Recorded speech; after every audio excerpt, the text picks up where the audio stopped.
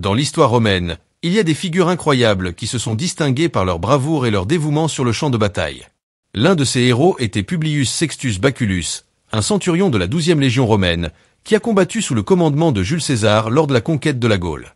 Baculus a gagné en notoriété, notamment pour avoir sauvé la vie de César dans une situation désespérée. César décrit Baculus comme un guerrier intrépide, qui affrontait des batailles sanglantes même lorsqu'il était gravement blessé. Un exemple impressionnant de cela s'est produit en 57 avant Jésus-Christ, lors de la lutte contre les Nerviens. Selon les récits, César venait de prononcer un discours aux soldats de la 10e Légion lorsqu'il se dirigea vers le côté droit du champ de bataille. Là, il trouva ses hommes en difficulté, tandis que les soldats de la 12e Légion étaient sous pression. La situation était chaotique. Tous les chefs de la 4e cohorte étaient tombés, le porte-étendard avait été tué et la bannière perdue. Dans les autres cohortes, la plupart des chefs étaient également blessés ou morts, y compris Baculus, qui était tellement blessé qu'il pouvait à peine bouger. Malgré cela, sa vaillance et sa détermination laissèrent une marque profonde dans l'histoire. Baculus non seulement survécut à cet événement, mais continua à se battre courageusement dans d'autres batailles sous la direction de César. Sa loyauté et son courage inspirèrent de nombreux soldats et assurèrent sa place dans l'histoire comme l'un des grands héros romains. Les exploits de Baculus sont rappelés comme un symbole de dévouement et de courage inébranlable. L'histoire de Publius Sextus Baculus nous montre l'importance du courage et de la loyauté. Même dans les moments les plus sombres, sa détermination à protéger ses compagnons et son commandant brille intensément. C'est un rappel que la véritable bravoure émerge dans les moments les plus difficiles et que l'esprit humain est capable d'accomplir des exploits extraordinaires. Se tenir debout est quelque chose que beaucoup ne pouvaient pas faire dans cette situation. Les soldats de l'arrière se retiraient tandis que les ennemis continuaient à attaquer férocement. Il n'y avait aucun renfort en vue, et le scénario était désolant. Baculus, blessé, fut emmené à la garnison et reçut des soins médicaux. Il passa 4 jours sans manger, mais son souci de la sécurité de tous le poussa à quitter la tente et à retourner au combat. En première ligne, Baculus prit le bouclier d'un soldat des dernières rangées, car il avait perdu le sien. Avec un courage impressionnant, il avança, appelant les centurions par leur nom et encourageant les soldats à se battre. Sa présence apporta une nouvelle énergie aux hommes, qui se sentirent inspirés à continuer. Chaque soldat était déterminé à accomplir son devoir sous le regard attentif de leur commandant. Même dans la situation la plus critique, le leadership de Baculus allégea la pression des ennemis pendant un moment. Cependant, les blessures graves le firent s'évanouir, et il fut sauvé par d'autres soldats qui l'emmenèrent loin du combat. 5 ans plus tard, une scène similaire se produisit. Cette fois, César affrontait la tribu germanique des Chugambres, en 52 avant Jésus-Christ. Après plus de 6 heures de bataille, la détermination et le courage des soldats continuaient à être testés au maximum. Même évanoui, la présence de Baculus était encore ressentie sur le champ de bataille. Les soldats, sachant qu'il était là, même blessé, trouvaient la force de continuer à se battre. Sa détermination et sa bravoure avaient laissé une marque profonde dans le cœur des hommes.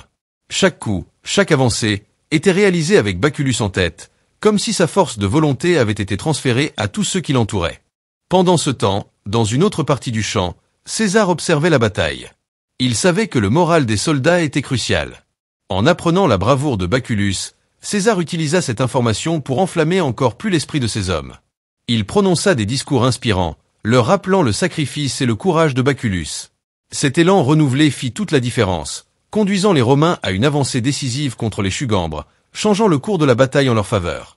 Exténués et à court de munitions, les soldats se retrouvèrent à court de provisions tandis que les Chugambres intensifiaient leurs attaques. Les brèches dans la barrière défensive des légions commencèrent à s'ouvrir, rapidement remplies par les ennemis. La situation était critique et l'issue semblait inexistante. À ce moment-là, Baculus, accompagné du tribun militaire Caius Volusnu, s'approcha de l'un des légats de César. Ils expliquèrent que le seul espoir de s'échapper résidait dans une action désespérée. Rapidement, ils rassemblèrent les centurions et donnèrent l'ordre aux soldats d'arrêter de combattre un bref instant, se protégeant seulement des projectiles ennemis. Ils avaient besoin d'un moment pour se reposer et se préparer.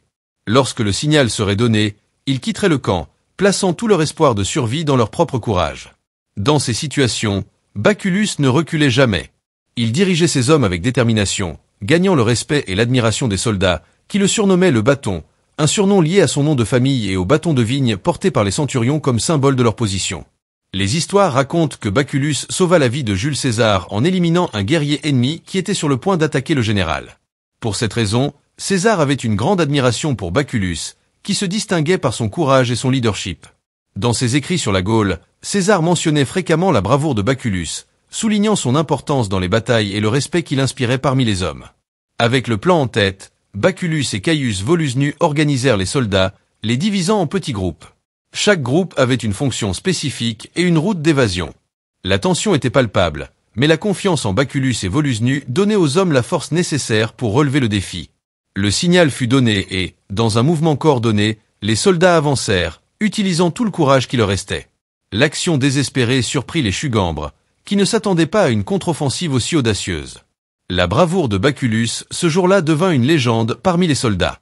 Il ne se contenta pas de diriger la fuite, mais protégea personnellement beaucoup de ses hommes, s'assurant qu'il arrive sain et sauf.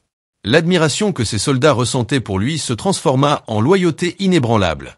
César, en apprenant le succès de la manœuvre, loua Baculus publiquement, reconnaissant que son courage et son leadership avaient été cruciaux pour la survie des légions. Les exploits de Baculus devinrent un exemple et une inspiration pour tous les soldats romains, un rappel éternel de la différence que la détermination d'un homme peut faire en moment de désespoir. César appelait Baculus l'homme le plus fort.